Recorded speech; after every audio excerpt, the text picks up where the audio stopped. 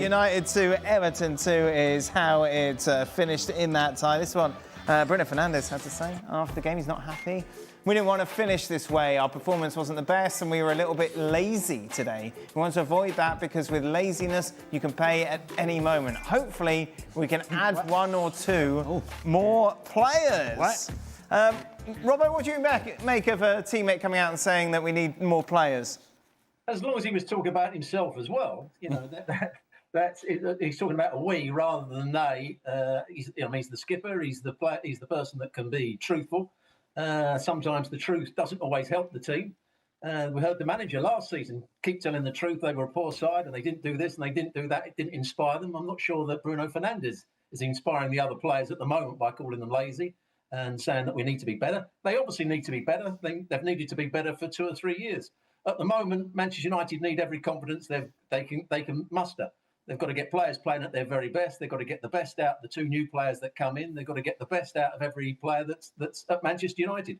And they're going to have to work hard. They're going to have to be disciplined. They're going to have to take on board what the manager wants. But I can't see it's going to help Manchester United too much by Bruno Fernandes calling the players lazy in the last pre-season game. Isn't this what we've been calling for, Stevie? Someone to be a leader within the dressing room, to take that responsibility, to tell these players, to shape them, to get them back into some sort of a gear? Yes, but you just said it, in the dressing room. Right. Not in public, not in the media. Absolutely not. You know, when you're a player and you're asked, whether you're a senior player, the captain or whatever, when you're asked about signings or bringing players in, you don't even answer. It's nothing to do with you. You just bat it away. So no criticism in the media by anybody to their own players or any part of the club is acceptable. If you've got a problem, if you've got something to say, then you do it inside the dressing room or in the appropriate place, the boardroom, whatever it may be. But you don't do it in the media. It's 100% a no-no. I'm willing to accept, barely, but I'm willing to accept that Bruno Fernandes is in a position in which he can address the performance of the team and say, we were lazy today. Fine.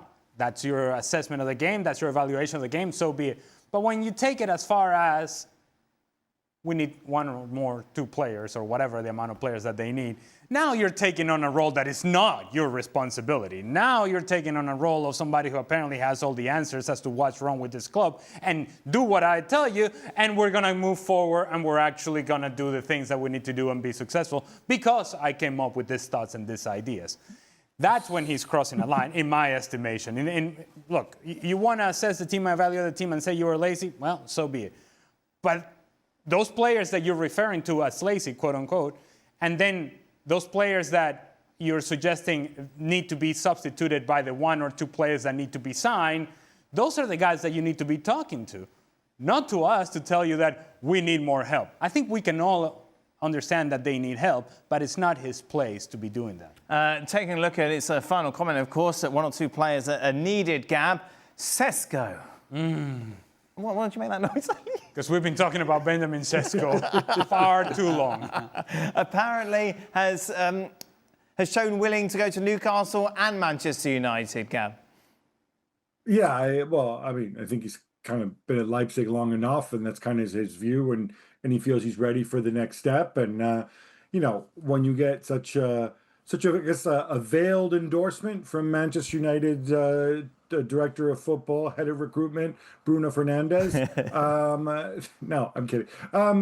This is what they're working on. They're talking about some sort of swap deal involving Rasmus Højlund. I won't bore you by bringing up amortization again, but I think it's difficult for United because they're going to take a hit on this unless they can, really get a high valuation for Højlund in this deal, which then creates issues for Sesko the other way. I think Leipzig would take Højlund as kind of like a reclamation project.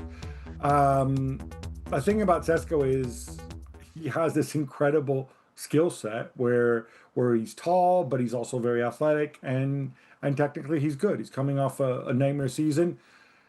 Can he lead the line on his own as a young player, at Old Trafford in a team that needs to bounce back?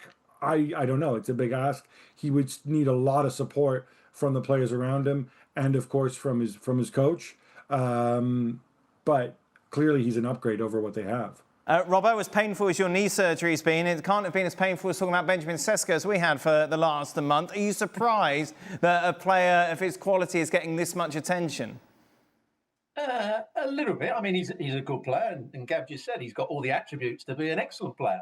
But at the moment, he's not an excellent player. He's a good player. So I'm surprised that so many people have been interested in him. You know, he did score goals last year. He led the line quite well, but he often had other players in good support of him. I don't think, and Gab's question was, would he be good enough for Manchester United to lead the line and take all the responsibility? I would say probably not. So it wouldn't be, I don't think it'd be an absolutely great signing for Manchester United if they got him.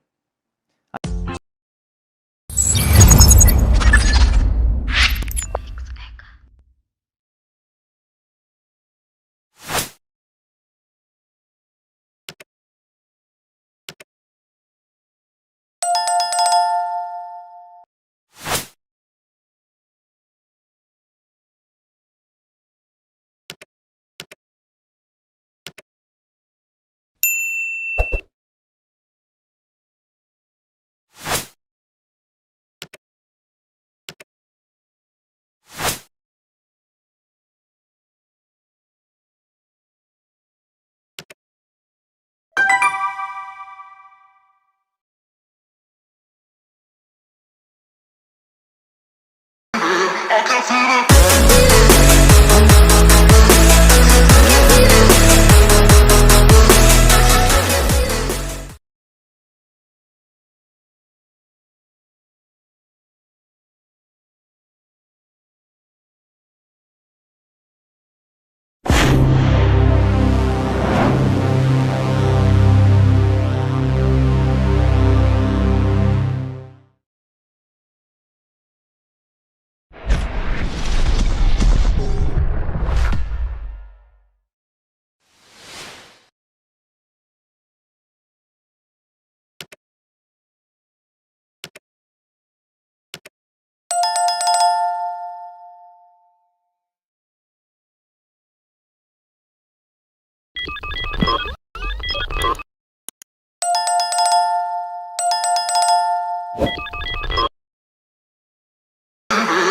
feel it.